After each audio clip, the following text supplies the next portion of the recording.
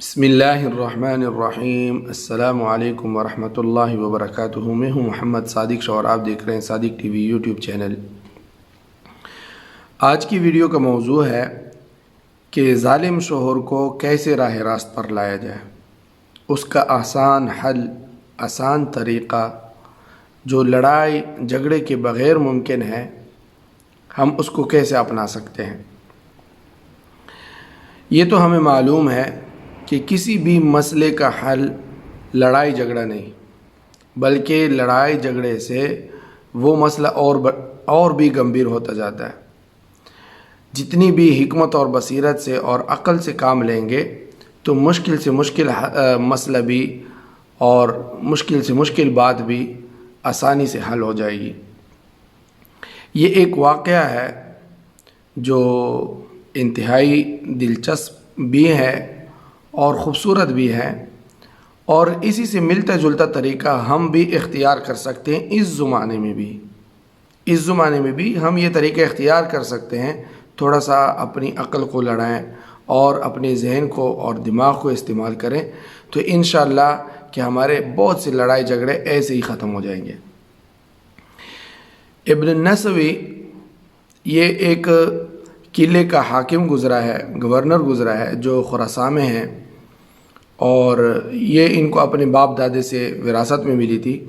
جب تتاریوں نے حملہ کیا تھا تو تتاریوں کے حملے میں یہ قلعہ ویسے ہی محفوظ رہا، اپنی مضبوطی کی وجہ سے اور اپنی دفاع کی وجہ سے، مضبوط دفاع کی وجہ سے یہ محفوظ رہا۔ تو ابن النسوی ان کا حاکم تھا اور ایک منصف حاکم تھا۔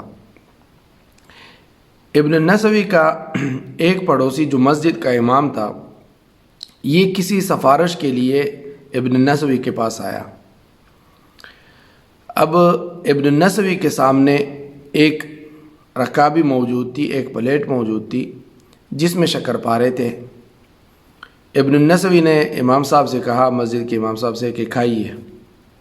تو انہوں نے تھوڑا سا جو ہے شک کیا کہ حکام کے پاس جو حاکم ہوتے ہیں، گورنر ہوتے ہیں، بادشاہ ہوتے ہیں، ان کے پاس حلال مال کہاں سے آتا ہے۔ تو وہ رکنے لگا، یعنی کھانے سے احتراز کرنے لگا۔ ابن النسوی نے فوراً اسے کہا کہ میں آپ کی دل کی بات سمجھ رہا ہوں کہ تم اپنے دل میں یہ کہہ رہے ہو کہ ابن النسوی کے پاس حلال چیز کہاں ہو سکتی ہے، مگر میں کہتا ہوں کہ کھاؤ، اس سے زیادہ حلال آپ نے کبھی کھایا ہی نہیں ہوگا۔ تو انہوں نے مزاح کے درجے میں کہا کہ آپ کے پاس ایسی چیز کہاں سے آ گئی جس میں شبہ بالکل نہ ہو؟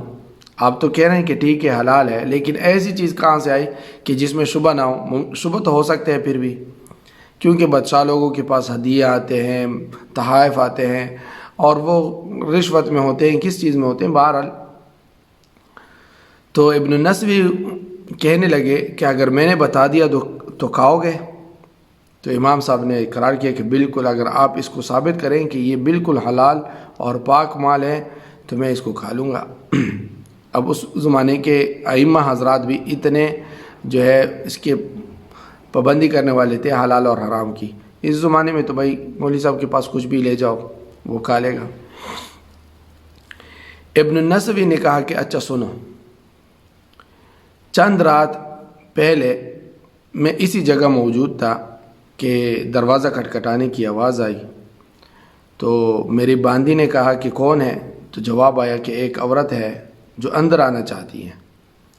بہرحال میں نے ان کو اجازت دی اور وہ آتے ہی میرے قدموں میں گر پڑی اور ان کو چومنے لگی۔ میں نے پوچھا کہ تیری حاجت کیا ہے؟ حاجت بتا۔ اس نے کہا کہ میرا شوہر ہے جس سے میری 2 لڑکیاں ہیں، ایک کی عمر 12 سال اور دوسری کی عمر 14 سال ہے، اور اب اس نے ایک اور نکاح کر لیا ہے اور میرے پاس بھی نہیں آتا۔ نکاح تو کر لیا لیکن میرے پاس بھی نہیں آتا، میرے حقوق بھی ادا نہیں کرتا، اور جب میرے بچے اپنے والد کو بلاتے ہیں، باپ کو بلاتے ہیں، تو وہ آتا بھی نہیں، اور اپنے بچوں کی وجہ سے میرا دل تڑپنے لگتا ہے کہ میری تو خیر اپنی اولاد کی فکر تو کر لے۔ میں چاہتی ہوں کہ وہ ایک رات میرے لیے خاص کریں اور ایک رات دوسری کے لیے، تاکہ میرے بچے بھی اپنے باپ کی جو ہے زیارت کر سکیں اور اپنے باپ کا جو ہے پیار محبت ان کو ملے۔ میں نے پوچھا، یہ ابن النسوی کہتے ہیں کہ میں نے پوچھا کہ وہ کیا کام کرتا ہے؟ اس نے کہا کہ وہ ایک تندور پہ روٹی بناتا ہے۔ تو ابن النسوی نے کہا کہ اس کی دکان کہاں ہے؟ اس نے کہا کہ کرخ بغداد کا ایک علاقہ ہے۔ تو ابن النسوی نے کہا کہ تو کس کی بیٹی ہے؟ یہ جو عورت آئی تھی اس سے کہنے لگے کہ تو کس کی بیٹی ہے؟ اس نے بتایا کہ میں فلاں کی، اپنے والد کا نام بتایا۔ تو ابن النسوی نے کہا کہ تیرے بیٹیوں کے نام کیا ہیں؟ اس نے کہا کہ میری ایک بیٹی کا یہ نام ہے اور دوسرے کا یہ نام ہے، جو نام ہے وہ بتا دیا۔ میں نے کہا انشاءاللہ، ابن النسوی کہتے ہیں کہ میں نے کہا انشاءاللہ اس کو میں تیرے پاس بھیج دوں گا، اور اب تو چلی جا۔ پھر اس نے ایک پگڑی میرے سامنے پیش کی۔ پہلے جتنے بھی حاکم لوگ ہوتے تھے، گورنر پگڑی پہنتے تھے، جس کا سوت میں نے اور میری بیٹیوں نے خود کاتا، اس کا استعمال آپ کے لیے بالکل حلال ہے۔ ابن النسوی نے کہا کہ یہ لے جاؤ اور اس کی کوئی ضرورت نہیں، اور اب تو چلی جا، اور اس مسئلے کا حل انشاءاللہ دیکھتے ہیں۔ وہ چلی گئی۔ ابن النسوی نے اس کے شوہر کے پاس 2 سپاہی بھیجے، لیکن ان کو یہ حکم دیا کہ اس کو لے کر آؤ مگر گھبرائے نہیں۔ ایسا نہ ہو کہ وہ گھبرا لے کہ میں نے کون سا ایسا جو ہے جرم کیا جس کے بدلے مجھے لے کے جا رہے ہیں۔ اب وہ اس کو لے آئیں، تو جب وہ اس کو لے آئیں تو اس کی عقل اڑی ہوئی تھی خوف کی وجہ سے۔ تو ابن النسوی نے کہا کہ بھائی ڈرو نہیں، میں نے تم کو صرف اس لیے بلایا ہے کہ تم کو 2 من آٹا اور اس کی کچھ اجرت دوں، تاکہ تم سفر کے لیے، ہمارے سفر کے لیے کوئی روٹیاں بنا لو۔ اب اس کا تھوڑا سا دل ٹھہر گیا اور عقل اس کی ٹھکانے آ گئی۔ تو اس نے کہا کہ میں اس کام کی اجرت نہیں لینا چاہتا۔ یعنی ظاہر بادشاہ لوگوں سے پھر لوگ یہی کہتے ہیں۔ تو ابن النسوی نے کہا کیوں نہیں، نقصان پہنچانے والا دوست کھلا دشمن ہوتا ہے۔ تم تو ہمارے خاص ہو اور مجھ سے ایک خاص تعلق ہے تمہاری فلاں بیوی جو ہے، اس کی بیوی کا نام بتا دیا جو آئی تھی شکایت کرنے، وہ ہماری چچا کی بیٹی ہے، اور اس کی لڑکیاں کیسی ہیں یہ بتائیں، وہ فلاں اور فلاں۔ اس نے کہا سب خیریت سے ہیں۔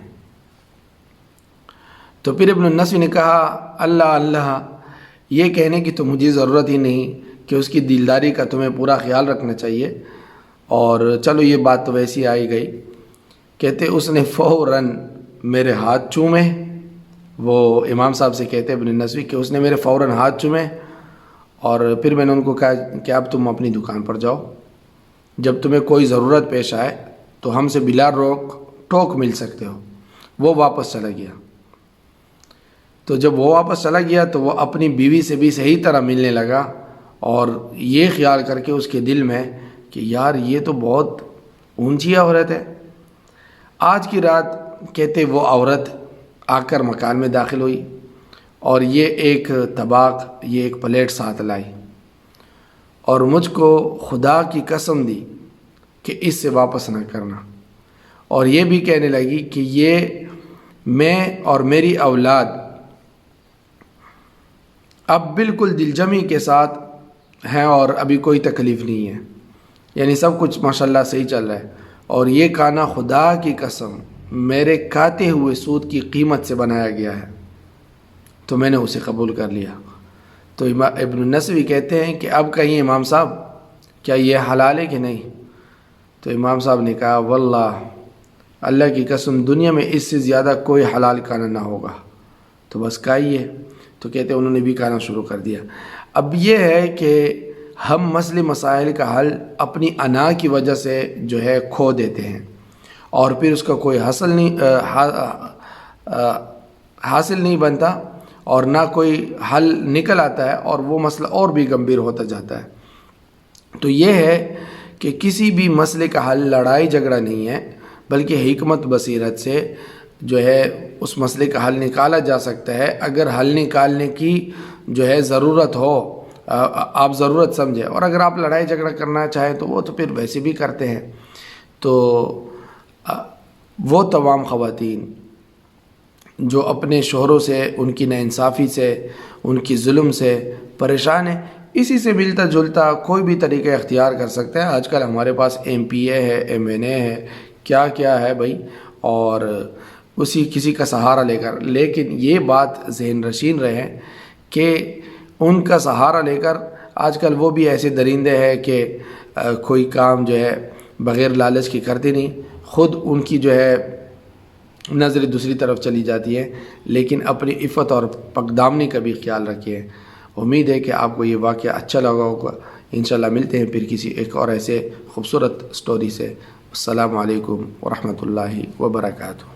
دوستو، صادق ٹی وی کو سبسکرائب کرنا مت بھولیے. ویڈیو کو لائک کریں، شیئر کریں اور کمنٹ سیکشن میں اپنے رائے کا اظہار ضرور کریں.